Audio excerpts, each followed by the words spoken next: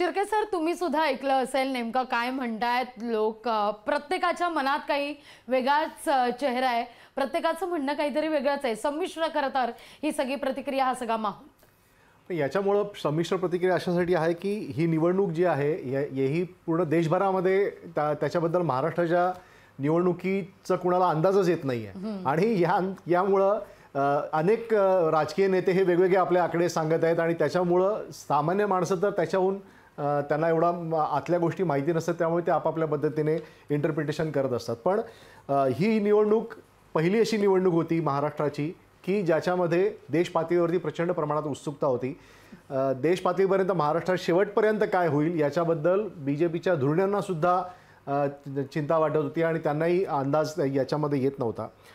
जसं आता लिंगायत साहेबांनी सांगितलं त्याप्रमाणे की निवडणूकपूर्व युती BJPची जो NCPचा फुटलेला गट आहे आणि शिवसेनेचा फुटलेला गट आहे यांच्याबरोबर असताना सुद्धा अशोक चव्हाणांसारखा मोठा नेता काँग्रेसमधला तोडलेला असताना सगळं काही केलं असताना सुद्धा जी उरलेली शिवसेना म्हणून ज्याची अतिशय त्यांची थट्टा होत होती शिल्लक शिवसेना म्हणून, पण त्या शिवसेनेने नाकाला दम आणला BJPच्या आणि या पूर्ण प्रचारामध्ये, असं आपण या निवडणुकीमध्ये आपण बघतोय. जर आपण कल्याणचं बघितलं तर साधारणतः वैशाली दरेकर या पहिल्यांदा त्यांना जेव्हा उमेदवारी दिली त्यावेळेला असं वाटलं होतं की फिक्सिंग झालंय का शिंदे गट आणि उद्धव ठाकरे गटांमध्ये, कारण अतिशय त्या तेवढे ताकदवान उमेदवार नाहीत असं म्हटलं जातं. कारण याच्यापूर्वी कल्याणमधूनच त्या 2009च्या इलेक्शनमध्ये त्या लढल्या होत्या आणि त्यावेळेला महाराष्ट्र नवनिर्माण सेना राज ठाकरे यांच्या पार्टीकडून त्या लढल्या होत्या आणि त्यांना त्यावेळेला 18.73% मतं मिळाली होती.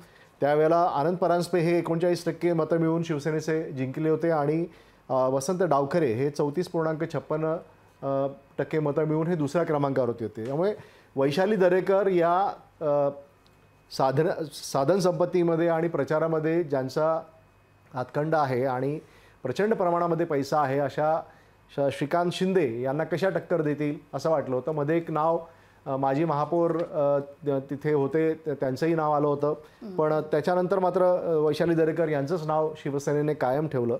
ही आपण बघतो की कल्याण हा मतदारसंघ असा आहे ज्याच्यामध्ये अंबरनाथ, उल्हासनगर, कल्याण ईस्ट, डोंबिवली, कल्याण रूरल आणि मुंब्रा कळवा याच्यामध्ये जितेंद्र आव्हाड यांचा NCP हा पार्टी जर सोडली तर बाकी सगळे 5 मतदारसंघ हे भाजप किंवा भाजपच्या जे मित्रपक्ष आहे, ज्याच्यामध्ये आता MNS सुद्धा त्यांचा मित्रपक्ष आला आहे, अशा त्यामुळे त्यांचं कागदावरती तरी पारडं जड होतं.